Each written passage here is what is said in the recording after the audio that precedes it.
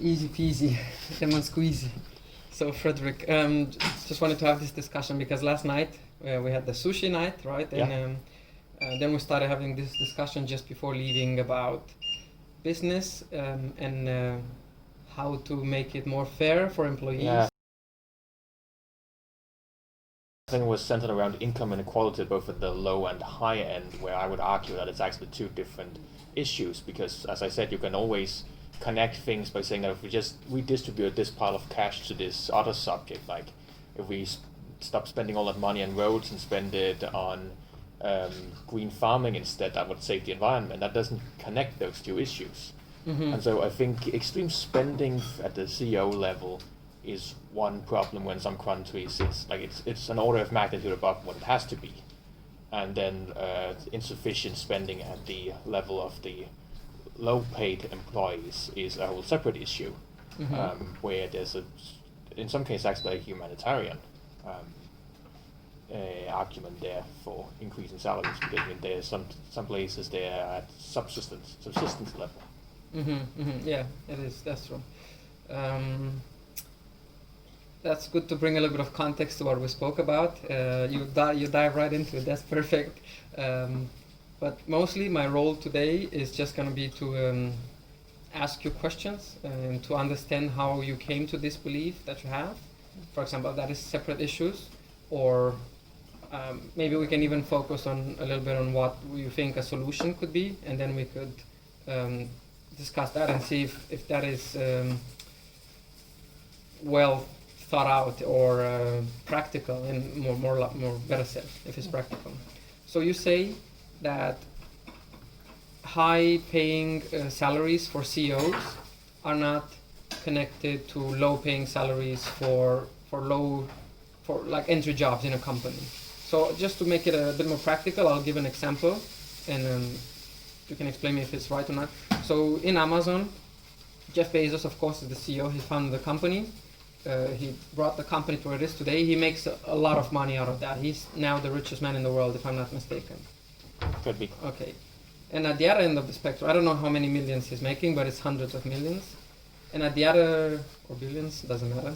But at the other end of the spectrum, we have Amazon people working in warehouses that earn very little. Sometimes in some countries, depending on the city, it's enough for them to survive, right? Because they usually get paid minimum salary or about.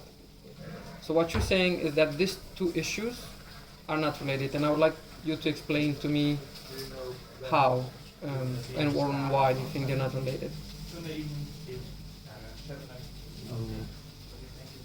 Because I think you could have situations where the company did not have the same level of CEO salaries, or Jeff Bezos actually owns the company, so that's a bit of a different case, but you would have situations where the company does not prioritize CEO salaries, where it says, okay, well, if we still give them millions of dollars instead of tens of millions, they're still motivated, they're still competitive, that makes sense from the company, and still have low salaries for low-level employees. Or you could have the opposite. You could have well-paid employees with well-paid CEOs. You can have those different prioritizations independent of each other. What connects them is this sense of injustice, that you have some people earning insane amounts of money while other people don't. But again, it's sort of separate prioritizations for the company. It's not like you necessarily have to.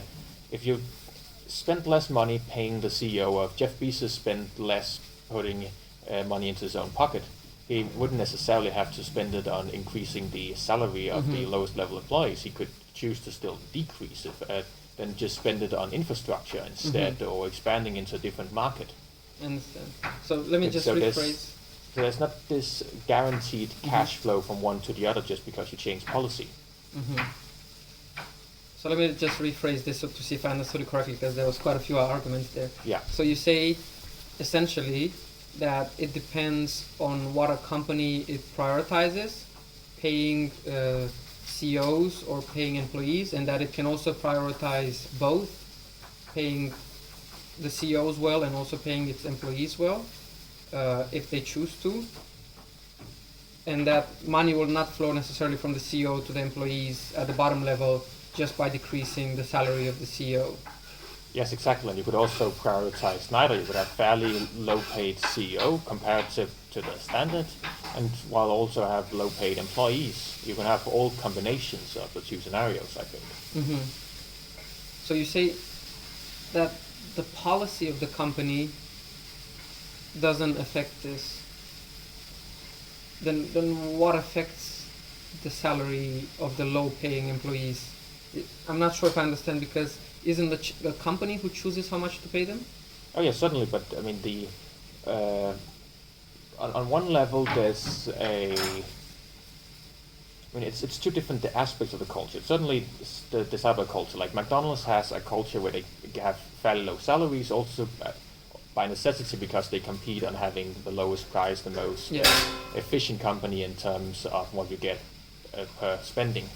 But McDonald's could still have a super high-paid CEO simply because it's a large-scale company, or they could choose to have a low-paid CEO, comparatively speaking. That's not fixed by their company model, the CEO salary. That's one guy. Mm-hmm. So that would more be what they need in order to get a CEO in this competitive market. Where it's actually where there actually think it's more of a country level, the culture determining the CEO salaries. Like if in the United States you have a standard where CEOs are paid way more than in Denmark, and so in order to get someone, because of competitive prices, you just need to pay way more. And it could be an order of magnitude. So there it's at the CEO level, it's more of the standard in the economy as a whole, the national economy. That determines the scale of salaries. So changing the culture would be different. And the low-paying people, it's more of a company level, and it's also more directly linked to the business model, what the income is. And on the CEO level, it's a standard that goes in the whole business, and sometimes the whole ecosystem, rather. No? Yeah, and sometimes across some businesses, because a lot of these CEOs, they are chosen not just based on their knowledge of that particular topic, like catering in the McDonald's case, but just from being high-level leaders with a track record of making companies efficient. Yeah, so I think I understand your point now more clear than before, and especially last night. It was almost 12 o'clock and of course. My head was foggy. But so you're saying that to solve the problems for the low-paid employees, it's one particular issue where an individual company has a little bit more leverage and depends on their culture, while for CEO it's more complex depending on the country they're in. You gave the example with the USA and Denmark, where there's different cultures there, so you have to pay them differently. And so in that sense, you're saying that these issues, they're not related to each other. One can be influenced by the company for the low-paying employees, and for the CEOs, it's more complex and more difficult to change, because then you wouldn't be competitive. Let's say in the US, you wouldn't offer enough salary to get you the best CEOs. Yes. Okay. At the same time, at the CEO level, you could have, let's say in the medical industry, there's maybe a dozen companies in the world that's way bigger than the rest. I don't know how many it is, but I'm pretty sure some of them are a category of their own. If all of those, the board of directors sat down and agreed to just lower CEO salaries across the board, it could. There might be a risk that some of them went to different fields entirely, but more likely I think some of them would just keep on working, because I mean it's still some of the highest paid jobs they can get. There just isn't much of an incentive there, because the CEOs are also the people running these companies. So so they don't want to bet against themselves. Yeah, they have an incentive to also just give each other high salaries. And if they inflate the whole system, it's advantageous for those. Yeah. So if you could change the culture, you could change that. Yeah. I mean, also Makes because sense. Whether it's 10 or 30 million you give one person, it can't possibly change their work effort that much there. How well they do their job. I mean, there's only so many hours you can pay them to spend. Whereas on the company level, it's more tied to the business model. You need to somehow make the business model accommodate reasonable salaries. Because otherwise, if the alternative is for the company to go bankrupt, then it's not an option for them. And then if you're in the situation that they can only survive by giving unreasonably low salaries, then you somehow need to have a competitive advantage for giving high salaries, or if it's an extreme case, having some sort of government influence biasing towards reasonable salaries. But okay, I think I understand your point. But I actually think in that case it's better than governments would be like unions, because when the moment the government steps into anything, it's like this outside influence taking control. People generally don't like that. But isn't a union sort of similar, an outside influence taking, making demands and wanting to change things in an industry? Yeah, partially from a company perspective, but from the perspective of the employee, it's something that they are a part of, and there's more of like negotiation and long-running back and forth struggling. Whereas if a government steps in, they can change the literal national law if necessary. Yeah, that's your point. So there's more buy-in from both employers and employees when they do negotiations with unions. And it's a more even position somehow. They can debate and discuss and continually discuss these things over the years, so that you get something closer to a reasonable level, which is always a trade-off between companies needing to make monies and employees needing reasonable salaries. So I mean that way you can change it continuously, dynamically, also in response to market changes. Whereas every time the government steps in, it basically needs to be national law and affect everyone. It's also less flexible. But in this case with unions, you said there's more equal power between the union and the company's union, which I know it's the case in Denmark for some in the industries, but internationally, do you think that is also the case, that unions have the same strength as the company's union? For example, in I don't know, US. I'm not familiar. Maybe you are familiar, so I'm asking. I'm not familiar enough to say that. I think they are unusually strong in Denmark, but in some places you need the government to step in for lack of something else if the salaries are reaching below subsistence levels. Okay, but going back a little bit to this example you gave of the pharmaceutical companies, with which the CEOs generally tend to have very high salaries. I don't know the specific salaries of these CEOs, but I'm just thinking, some of them maybe are 30 million, some are 35, some are 32. So there's a little bit of difference, meaning between the different CEOs. They don't have the same salary.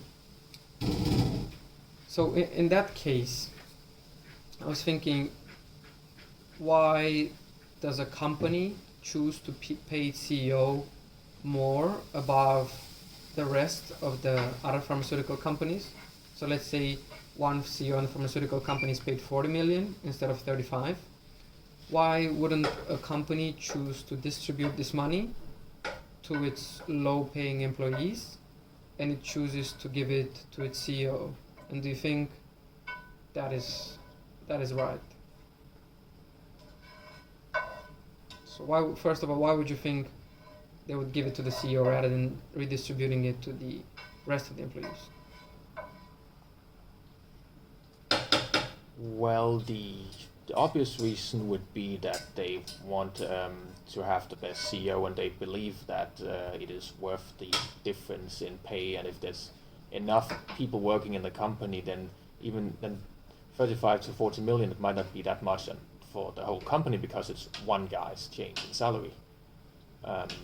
So they might believe it's actually worth it to prioritize that leading role. I mean, that's the decision maker for those thousands of other employees. Whether it's right, I mean, the reason they have to pay 35 and 40 million, because those are the standards. I mean, you look at what the standard salaries are, and you say, okay, we want to go a bit above that. What is 5% above the standard 30 million? So it's always, even if they push a bit above, it's always set by some sort of standard salary, or some sort of business standard. And then there's more variance at the high level, but still, there are standards. And then if you believe it's morally wrong, and I think in some countries income inequality is a genuine problem, also because of the sense of injustice surrounding it, then you could try to have like a cultural change, raise awareness of it, try to change the story, because something interesting that happens with decision makers and and successful business owners and so forth is they have a sort of survivor bias, where it's very natural to think that they triumph because they were the most competent, the most skilled, etc. But I mean, a whole lot of it is chance. The more competitive something is, the greater is the advantage of having that edge of pure luck. So, I mean, that's a narrative you could use to change this idea of the extreme importance of CEOs in general. So if you change the narrative among people, I mean, the people in these companies, in these businesses, it would become something where it seems more reasonable to have lower CEO salaries, and that could push it down. So I'm just going to repeat your idea just to make sure I got it correctly. Yeah. So in order to change the culture, which you say is one of the necessary things, in order for salaries for CEOs to be, let's say, more reasonable, even though we don't have a definition for reasonable right now. One of the things we could do is to change the story around why CEOs are paid so much and if it's fair. And one of the things is that a lot of them end up in those positions also due to luck, due to chance, rather than that they're 100 times more skilled than, let's say, middle manager employees. Exactly. Yeah. Okay. Yes. That sounds very reasonable to me. But I want to take maybe a different example, because I don't know if the one with the pharmaceutical companies was the best, but coming again to Jeff Bezos, who makes a bigger salary, like way bigger salary than almost any other CEO in the world and any other CEO in his particular industry of they're in different industries, but he makes considerably more than any other CEO in the world. Those rules that you discussed about still apply, that it is a culture and that the salary is set by the industry and that's why he gets paid so much? Or is there a different story there that does impact how much low-paying employees get? I think in the Jeff Bezos case, it's different for the simple fact that he owns the companies. As far as I'm aware, he is the owner of Amazon, so he decides his own salary. It's basically how much of his own company he wants to set aside for his own life. I'm not sure. We can look into that if you're interested, but I think he doesn't own the company completely because it's on the stock market. He just owns a lot of shares in the company, and in order to have control over all decisions in the company, as we know from economics, you need to have 51% of the shares in a company, and I doubt he has that. I doubt he has 51%. I think he has less than 50%. Yeah, but still his income doesn't come from his role as leader of the company. It comes from his shares in the company. Yeah, both. Yeah, and in the case of the shares in a company, that's a matter of taxation on the company level. There isn't really much you can do there. If it's a really successful company, then whoever owns it should have some percentage benefit from owning that company. Yeah. That should scale with the size of the company. So if it's an international scale, that person is rich. Yeah. What kind of tripod were you looking for?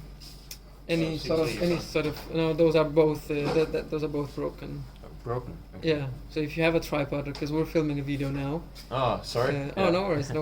It's no, but I have a tripod that works for like you can hold the phone. Hold the phone. We would love that. Right, okay, well, thanks for that.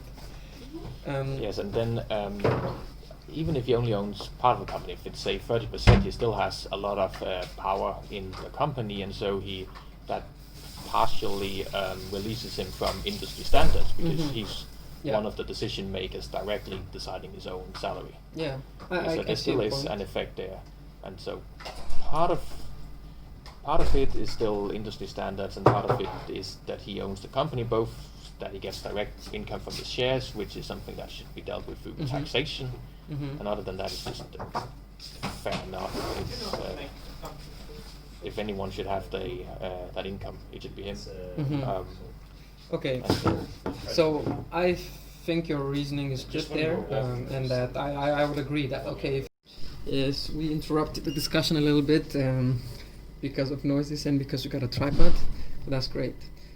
Let me get back into what we were discussing. So I think I was saying that I agree with your logic, and that Jeff Bezos and CEOs who own companies should be paid more than what we call the culture and the rest of the CEOs, because they have more skin in the game, they took more risk, generally more contribution. However, do you think that they have any moral responsibility to use some of that benefit and some of their power that they have, that they earned, to contribute to the lives of the communities they live in and to the lives of their employees? Or do you think that's someone else's job, or how should we approach this? I mean, there is on some humanitarian level a moral responsibility. I mean, that moral imperative. I mean, whenever you have power, you have the responsibility to use it right on some human level, but not. I don't think to the extent that they should be forced to do it. And in Jeff Bezos' case, because so much is accumulated in one man, people say, okay, that's insane. What does this one guy who's also just a human being make literally a million times what I do? But I mean, I think you could run the same argument with a company. If it's a wealthy, successful company, it has some moral imperative to contribute, and it's nice that it does, and it has some responsibility to ensure reasonable working conditions for its employees. And I think that's sort of the same situation, regardless of whether it's one guy owning it or 100 shareholders. It's still, if it's a successful company, then it does have some more responsibility if it's also because, I mean, you could argue that but they're already contributing indirectly to the community, and anything above is just a bonus. But then any company also requires, I mean, all the stuff around it, the cities where people live, the communities that give it its employees, a lot of them have some form of negative side effect, like I don't know, trash in Amazon's case thrown away, or oil increased pollution. In rents in the region, for example, it's a very common known fact. Things like that. Pollution. I mean, even if it's not directly destructive, every company requires some indirect subtle contributions from its surroundings, from the communities in which it has its headquarters and stuff like that. So it's natural that it pays back in some way when it's successful, both directly and indirectly. As for the low-paying salaries, there's some moral incentive on a human level to ensure reasonable salaries, but at the same time it's a competitive market, so it's fair enough if the company sort of go after industry standards or whatever it can use to compete. I mean, the thing about these moral imperatives is that how do you say,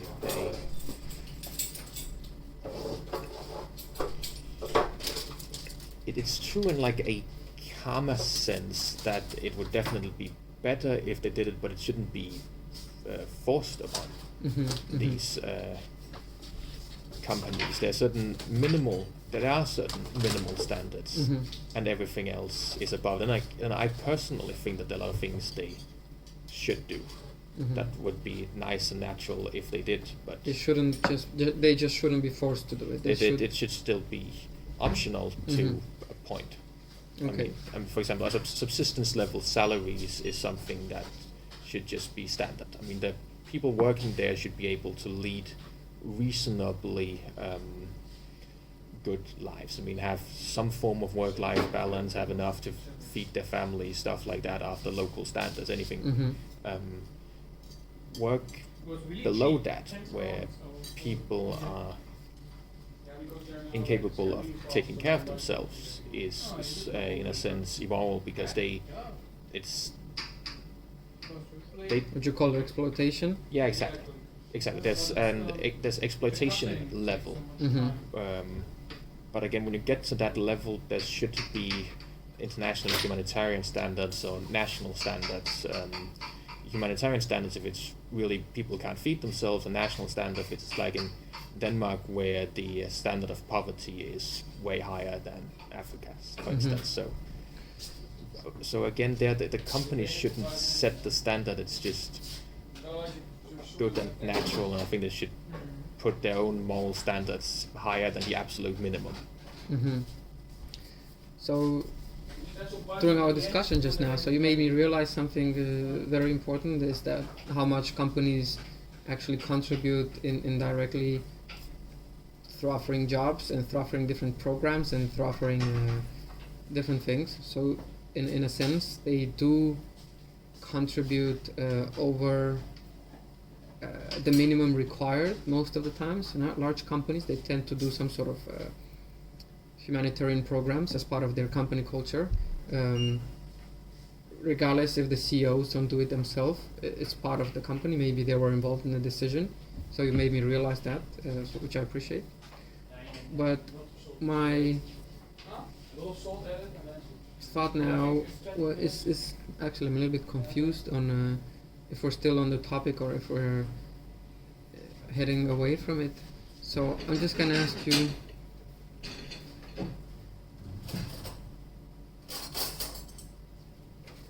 I don't know, I'm a little bit confused if we're still discussing on CEOs' salaries affecting the minimum salaries in a company, or if they don't affect those at all.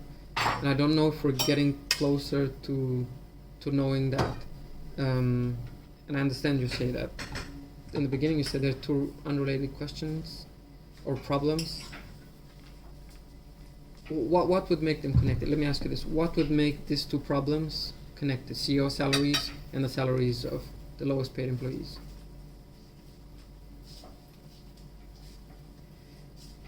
If it's a sufficiently small company, if it's like 5-6 guys, then the CEO salary is a major part of the overall company budget, and then there is some hard prioritization there. But I mean, still an indirect link, but there for very small companies, there are. If you have a really high salary for one guy, there's very few other places to cut except the salaries of the others. So I think the link is still indirect, but it's more strongly linked in small companies. I see. So let's take an example of a small company.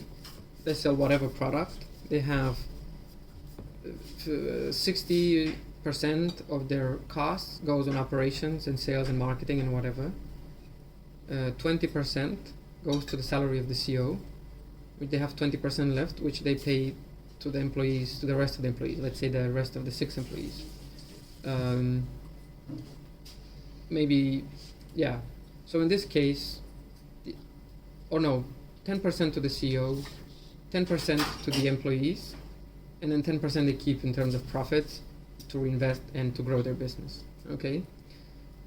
So in this case, would you say that the CEO is getting paid too much if he's getting 10% and the other employees, the 7 employees, also get 10%, but of course a smaller amount for each of them? It depends on the type of company, how bad it is, but generally yes, because he earns 5 times as much in a very small company. So as an employee, I would really find it fair also, because when it's so few people, it's sort of closer, more personal, I don't want to say tribal, but there's more of a incentive for equality there when there's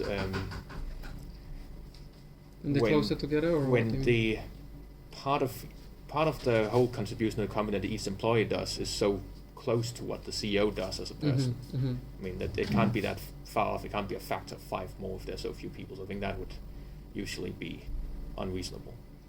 I understand. So you do mean that the factor of times that a CEO contributes to a company justifies their higher salary, and in a small company it's not justified because he couldn't contribute 5 times as the other employees in order for him to get 10% of the profits. Yes, and then it shouldn't. Yes, it's not like it should scale exactly with the amount of contribution. You can't really quantify that either. But just some things that are obviously unreasonable, and it would have to be a really weird company structure. I mean, so typically with these small companies, maybe it's a burger stand where the CEO just manages, is just a manager for a small number of employees, essentially has a job profile like a low-level manager. Or it's a tech company where all of them have high-level backgrounds, strong educations, etc. So in both cases, the CEO isn't that different from his employees in terms of background and competences and so forth. But okay, then if this is a little bit unfair, in a company like Amazon, the CEO role is very different because it's more high-level decision-making for hundreds or thousands of people, deciding the whole future of the company, what sort of fields to go into, how to invest their millions or billions of dollars. I mean, it's a very different sort of job from what the normal employees do, and so there is a stronger argument for a difference in salary. I understand your point. So you couldn't scale that up, from what you're saying. You couldn't scale. So if a company, a CEO in a small company is getting paid 10%, and the rest of the employees get the rest of the 10%, it's rather unfair in a small company. But if the same percentages happen in a big company, then you say that it is fair there because there's a difference in the terms of the CEOs. I think 10% of the company's profits going to the CEO is always pretty high. So if anything, if it's like percentage level, it gets more unfair, but a CEO getting paid 5 or 10 or 20 times as much as the lowest paid employees is more fair in a company like Amazon, where their roles are so completely different, their background, their educational level, the amount of money and the amount of money that the CEO is responsible for, the sort of risks he's taking and has to take. I mean, it's they're at the same. It's reasonable for a CEO to make many times more than the guy at the burger stand. Yeah, I agree with you there. But then, how do we know when it gets unreasonable? How do we know if Jeff Bezos or a similar CEO gets paid way too much than the lowest paid employee in the company?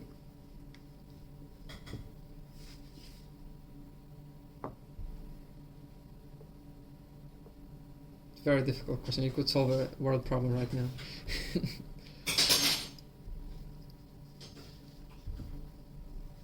Or is there like some sort of indicator, even approximate, or I don't know. Yeah, I'm thinking about it, but I don't think it should scale with what the lowest paid worker is paid, because you. Oh, hi there, folks. Hi. Just make a little video. I mean, you could have a tech company with 100 employees and a super high-paid CEO, and you could have a catering company or transport or something with 10,000 and the same pay for the CEO and the same revenue in the two companies. That the CEO shouldn't be paid more because he's working with tech guys. It's not like there's something relative amount there. It's more. I mean, if there's a bigger company that has a larger revenue, if his role is greater, then it makes sense to have some scaling of the salary, but there's a certain amount that a human being needs, and fair enough if you go way above that for a CEO, but still going. I think in Denmark we have most salaries are like, then it's maybe a factor of 10 or 20, but it's not 2-3 orders of magnitude. It's not a $1 billion a year or something like that. I understand your point, and I think it's valid. Yeah, so I think I just don't know if we got closer to the answer. I think it should scale with the size on revenue of the company and the sort of responsibilities the guy has, and then that scaling varies from country to country. In some places it's just too extreme because of how high it is compared to what anyone would need as a single human. So you say, from what I gathered, you think that in the US, CEOs get paid too much in comparison to the lowest paid employees. Is that correct? Yes. And my question is, how do we know that they get paid too much compared to the lowest paid employee? And if in Denmark you say they get paid less than in the USA, a little bit more fair, how do we know if in Denmark, for example, we don't pay them too little? You see what I mean? We don't pay our CEOs too little in Denmark. I'm not saying we do. I'm just asking questions. How do we know first off that in Denmark, not in Denmark, in the USA, CEOs get paid way too much in compared to the lowest paid employee for the big companies? But it's like less intense, but I like the intense. Yeah, that's a good question. Let's listen to the discussion. So something you might use is if there was some link you could establish between CEO salaries and general income inequality. I mean, if there was, it does of course really make the overall income inequality greater, that CEOs are paid a lot. But if you could somehow find how great a connection is, like does the high salaries for the 10 highest paid CEOs actually matter there, or is it more of a spread out effect? That could be interesting, because I think income inequality in a country can be a real issue, because it allows some people to have real troubles making their lives run, even in wealthy countries. Like the USA. Yeah. So So I mean, in Denmark we have so basically it's because I don't know how to set the numbers. No, I don't expect you to find it all now, because you could say, well, let's look at international standards. Say Denmark is at the low end, but is the international standard correct? So maybe the same would apply. How do we know? But I think a big part of the reason I think it's problematic in the US is because I know there's a very high degree of income inequality and concentration of money in a small elite. So I think that can lead to some social and political problems with basically the establishment of different social classes. So let me ask you a follow-up question to this exact point. If we were to look at the 100 wealthiest people in the United States, or 100 wealthiest CEOs, and we would say that, look, by distributing their wealth, or let's say even 10% of their wealth to lower paid employees, would fix income inequality by 50%. Would that be a justified thing to say or do? Or do you think that that's not connected? I think just the problem actually is that it's a bit too random, because just saying, okay, we look at the 100 richest, they have too much money, let's just take it and we distribute it, that wouldn't work. Rather it would be an argument for a different taxation system, an argument for trying to change the system to get the same effect but in a more consistent and fair way than just setting an arbitrary bound at 100 or 10%. I mean, it's... of course, these numbers are made up, but I'm thinking in terms of... my point is that it would be an argument for changing so that you have less income for the highest paid and more for the lowest. I mean, general redistribution, if such a small loss for the wealthiest would mean so much for the lowest income. But it's very important that it would be a fair redistribution, a consistent system, not just a one-off thing. Yeah, exactly. That's what I'm talking about, not a one-off thing. and of course these numbers are just made up, but it's just like hypothetically, if statisticians would look at it and say, we take this little from the richest and we can improve income inequality of the employees. So we're talking again companies. Let's keep it just to companies for now. We take, let's say, 20% from CEOs and we redistribute it to the people who are less paid or lowest paid employees in the company. That would fix income inequality by 80%, just by taking 20 from here, putting 80 there. And you know, it's not just random. People are still working. People are still providing value to the company, and probably, you know, there will be other benefits as well. But we're not getting into that right now. Would you think that is justified, or is that? Yes, because decreasing income inequality that much, I think, would have major political advantages for the country. People will sort of become closer to each other in standing. If there's still a huge change in income, they're still way closer in terms of actual living conditions, and it would also make economic sense for the company, and perhaps even more for the economy of the country, because it would be a more desirable place to live and work. So I mean, there are a lot of incentives there, both humanitarian and more pragmatic. If definitely. Those are the sort of numbers we're talking about. Yeah. And then it's up to both unions and government, and to some extent the companies themselves, because in this case it's really an advantage for them to make it more desirable to work there, to have some form of redistribution. So, if I understand correctly, if we would have hard evidence in this direction, that redistributing wealth from CEOs to lowest paid employees in the company would make a significant difference, using the 20-80 rule in this case, 20% of the salaries of the CEOs being redistributed to the employees, then if you would have hard evidence that is the case, you would think, yes, we should do it. Yeah, but you could also have a situation where changing the income for the richest 1% doesn't do much. For example, we have this higher tax rate for high income people, and there's often a lot of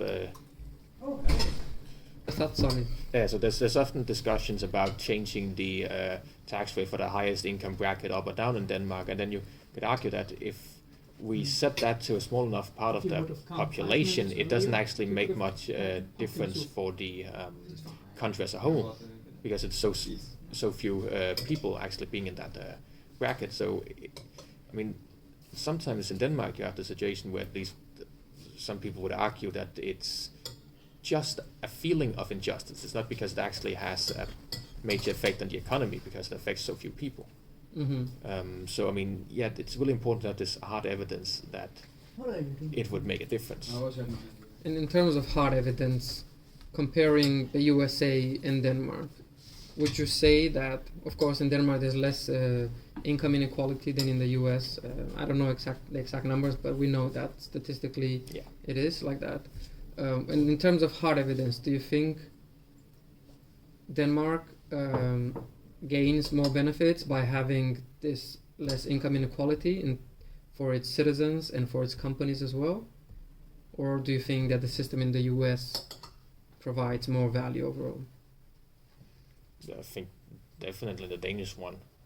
I mean, I think it's part of the reason we have such a stable democracy, that people can actually have this sense of equality, because even between the lowest paid workers and CEOs, the living standards are not worlds apart. They're closer compared to the US. They're all above subsistence level. They're well above, I would say personally. Above well above subsistence level. Yeah. Even CEOs have children in some of the same schools. I mean, it's also self-reinforcing. Like if you take the school case, if you had this super wealthy elite, it would make sense for them to have all separate school systems with higher paid teachers that then are generally more qualified and so on and so forth. That is the case in some countries, isn't it? Yeah, I think it's actually gotten pretty extreme in some Asian countries. So I think that has given a stronger economy and a very desirable country in terms of wanting to work here. I mean, it's part of the reason we have actually working work-life balance. I mean, functioning work-life balance. which again is a competitive advantage in terms of attracting people. So I think we did get closer to, let's say, a solution, if we can say so. Not necessarily very, very practical terms, but a solution in the sense that employees and society in the local community would benefit more if wealth was better distributed within companies and within society as well, but within companies specifically we're discussing today, which also could provide benefits for the company itself, as you mentioned previously. Yeah.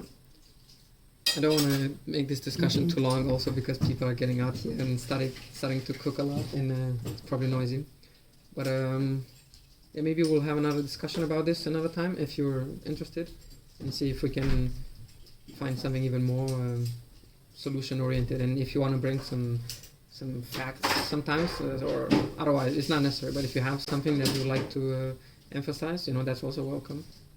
But yeah, thanks for a productive discussion. Yeah, thank you too.